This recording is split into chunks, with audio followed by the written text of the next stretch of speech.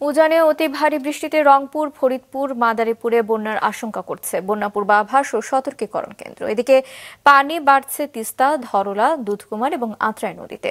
Desk রিপোর্টে দেখুন বিস্তারিত। উজানে ভারী বৃষ্টিপাতের কারণে পানি বাড়ছে তিস্তায়। আগামী 24 ঘন্টা এ নদীর পানি বিপদসীমা অতিক্রম করতে পারে বলে জানিয়েছে বন্যা পূর্বাভাস ও সতর্কীকরণ কেন্দ্র। একই সাথে ওই অঞ্চলে হচ্ছে ভারী বৃষ্টি। যমুনা, ধরলা, দুধকুমার, আত্রাই, ইছামতি ও করতা সহ বিভিন্ন নদীর পানি 64টি পয়েন্টে বাড়ছে। এতে প্লাবিত হতে পারে নীলফামারী, লালমনিরহাট, গাইবান্ধা, কুড়িগ্রাম ও রংপুরের নিম্নাঞ্চল ও চরাঞ্চল।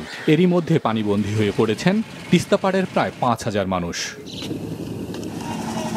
বন্যা পূর্বাভাস ও সতর্কীকরণ কেন্দ্র জানিয়েছে আগামী 2 দিন পর পদ্মা নদীর পানি আরও বাড়তে পারে। এই পরিস্থিতিতে রংপুর ও খুলনা বিভাগ এবং ফরিদপুর, মাদারীপুরের বন্যার আশঙ্কায় ওইসব এলাকার পানি উন্নয়ন বোর্ডের সব কর্মকর্তা কর্মচারীর ছুটি বাতিল করা হয়েছে। যশোরের মনিরামপুর, কেশবপুর ও অভয়নগর উপজেলায় জলাবদ্ধতা আরও অবনতি হয়েছে।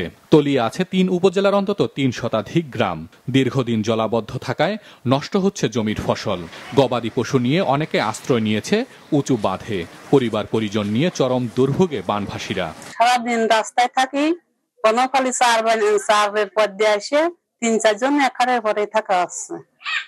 আর 2-3 ইট দিয়ে আমরা চালি বাঁধে আছে রান্না করতেছি। যখন জলাবদ্ধতা হয় তাহলে কিভাবে হচ্ছে আপনারা দেখছেন যে শুধু একটা আমাদের এই গ্রাম না, এরকম মনে করেন 96 ভিতর অন্তত 30-40টা গ্রাম এরকম প্লাবিত হয়ে যায় প্রত্যেকটা বছরে একই সময়।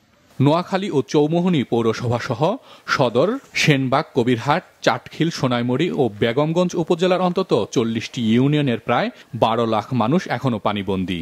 জলাবদ্ধতা দীর্ঘ হওয়ায় সীমা ছাড়িয়েছে সাধারণ মানুষের দুর্ভোগ। ওই এলাকায় বেড়েই চলছে পানিবাহিত রোগীর সংখ্যা। খালের পূর্বভাগ দাঁড়ানো অবস্থা আছে নেওয়াজপুর ইউনিয়নের 1 নম্বর ইউনিয়ন। অবস্থা একবারে শোচনীয়। আমাদের এখনো 1 মাস পানি আছে, তারপরে আমরা এখনো নৌকা দিয়ে চলাচল করতেছি। আমাদের আরো 2 মাসও আমাদের এই পানি নামবে না। এদিকে রাজবাড়ীতে গত 3 দিনের বৃষ্টিতে নিচু এলাকায় জলাবদ্ধতা তৈরি হয়েছে। তলিয়ে গেছে বন্যা নিয়ন্ত্রণ বাঁধের ভেতরের নিচু জমির ফসল। রাস্তাঘাট তলিয়ে যাওয়ায় বিভিন্ন স্থানে যাতায়াতে নৌকা ব্যবহার করতে হচ্ছে। নষ্ট হয়ে যাচ্ছে রোপা, আমন ধান সহ কাঁচামরিচ, পাট ও সবজি ক্ষেত। হাসান মেহেদি, মাছরাঙা নিউজ ডেস্ক।